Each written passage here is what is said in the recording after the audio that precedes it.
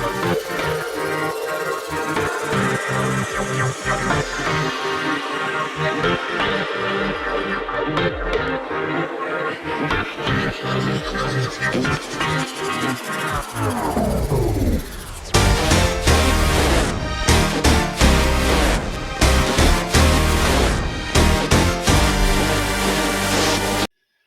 up, guys? Welcome back to the Republic of Arsenal. Massive game coming up this Saturday, 5:30, Emirates Stadium. Arsenal take on Man United, the old rival, the old enemy. Always a fixture that just there's so much excitement around it. Just gets the blood boiling. One of my favorite games. You got the North London derby, and I think you've got the game against Man United. They're always the two games as an Arsenal fan you really do look forward to. There's so much at stake for both sides. There really is. Coming into this now, United need the points. United need the 3 points to try to keep up the pace with league leaders Man City. Arsenal, we need the points not just to close the gap between ourselves and United, who currently are 10 points ahead of us. So we can chop that a small bit down to 7 points. We just need to keep the momentum going. We need to keep the pressure on the teams above us. We've got Chelsea, Everton, Tottenham, who at time of recording are actually losing to Liverpool. Happy days. West Ham and even Liverpool themselves, they're not too far ahead of us. We're on a good run of form, unbeaten in our last 6 Premier League games. We've got 5 wins, and we got that draw against Crystal Palace. We're doing well. We've turned the corner. We're playing good football. We found that kind of creativity, bit of a spark in the side again. We're learning how to score goals. We're picking up points, which is the main thing. We look a whole different side. We're coming into this one a little bit different to the first meeting that we had at Old Trafford. When we last played United back in November, our form was a little bit stop-start, you could say. We picked up a couple of wins. Opening day of the season, we beat Fulham. We went on to beat West Ham, Sheffield United. Couple of wins here and there in the Europa League. We managed to beat Liverpool in the Carabao Cup. At the same time, in the league, we lost against Liverpool. We lost against Leicester. We lost against Man City. So the kind of same old story cropping up again, dropping points against the big sides, the kind of big six. So to go to Old Trafford at that time and take all 3 points, and that was massive for us. And that really should have been the result to kind of kickstart our season. It seemed to have the complete opposite effect. We managed to get the big win against the top side away from home. Following that game, we just saw our form completely cliff dive. We went 7 games in the Premier League without a win up until that all important Chelsea victory when we beat Chelsea 3-1. Now, as I said, going into that first game against United, we picked up a couple of wins, but I couldn't honestly say we were overly convincing in any of those games, maybe just outside of the Fulham game on the opening day and the Europa League, as you would expect. But look, we went to Old Trafford. We put on a good performance. Partey was immense that day. And ironically enough, we beat them at their own game. We managed to beat them by a goal to nil from the penalty spot. Captain Pierre-Emerick Aubameyang dispatching the spot kick against the team who are known for spot kicks. So coming into this game, this time around, things look a little bit different. There's a different complexion on this one.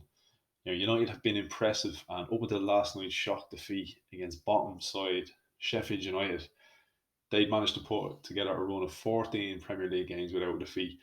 Their last defeat before last night actually came against Arsenal.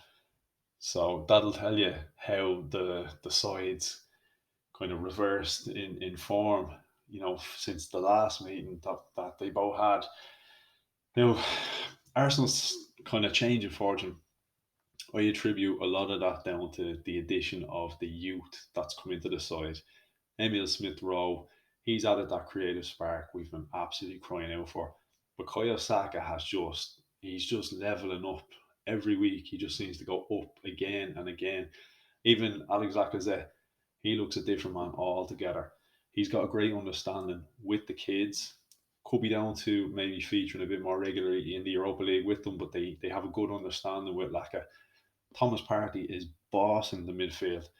Himself and Granit Xhaka, they're showing signs to me of forming a nice understanding in the middle of the park.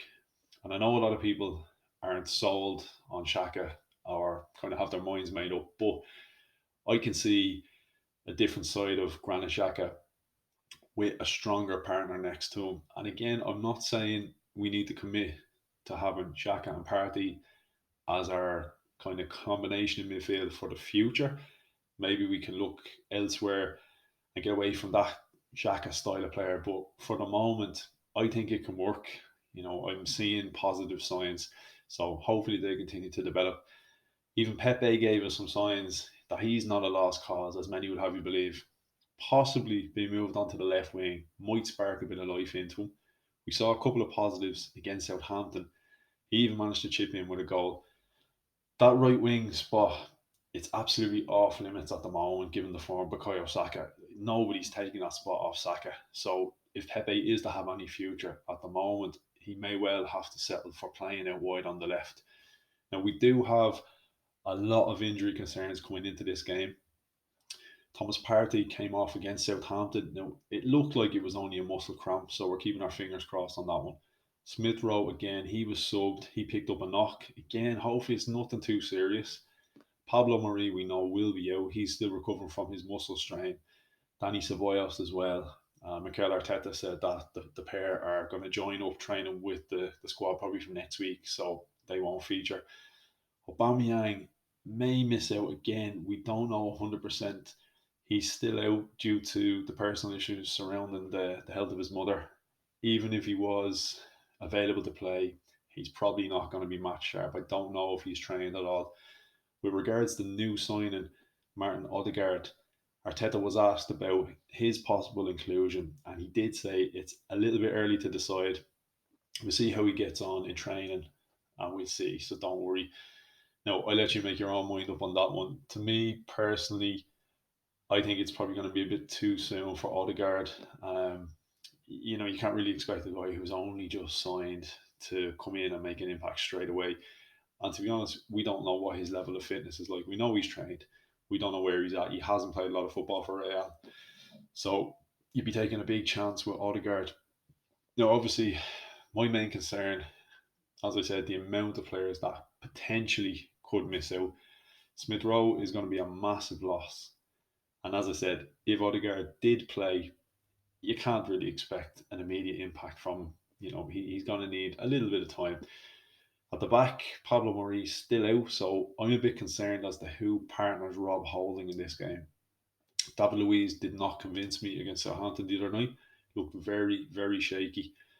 Gabriel, the last he featured, he looked very off the pace. Now he's still continuing his recovery from COVID, so it's to be expected. It's going to take a little bit of time to get that sharpness back. He's missed a lot of football. At left back as well, Kieran Tierney, we don't know yet. We just keep hearing he's going to be assessed. Now, I'd like to think, having sat out the Southampton game, he should be fully fit to play because he did train midweek. Worst case, we might have Cedric cover. Again, very hard to know what you're going to get from Cedric at the moment. He is naturally a right back, of course. He did play left back for our last two games, both against Southampton. Let's be fair, he wasn't very good in the FA Cup game, but given the benefit of the doubt, nobody was very good in the FA Cup performance. He was much better on Tuesday night in the league win. So again, he might just be an option. Aubameyang, Aubameyang missing out. It's actually not too much of a concern for me, to be completely honest. I know he scored 2 goals the last time out that he played against Newcastle. But you know what? I'm going to show a bit of faith in Pepe. I'm going to show a bit of faith that Pepe, might kick on from the performance the other night. He did a lot right. He chipped in with a goal. I'm hoping he's got a bit of newfound confidence coming into this game if he is needed to play on the left hand side. But look, I think this is going to be a good time to play United. They just lost against Sheffield United. They've had a day less recovery than we've had. We've already beat them this season, so I think we should have the mental edge coming into this one. We're playing much better football than we had when we met them previously. I'm going to give a score prediction. I'm going to go 2-1 to Arsenal. So, look, let me know down in the comment section. Are you confident coming into this game? Let me know your score predictions. Let me know your preferred starting lineups. Throw the comments down below. And tomorrow night, 9 o'clock, 9 p.m. UK and Irish time, I'll be going live right here on YouTube. Have a special show planned. I'm going to be joined by a panel made up of both Arsenal and Man United fans. So there's sure to be plenty of heated debate in that one. So definitely join tomorrow night, 9 p.m. UK and Irish time. Join the panel, fire some questions at us. Just enjoy the debate. And look, remember, as always, like and subscribe to the channel. And I'll see you tomorrow night at 9 p.m. So come on, you Gunners.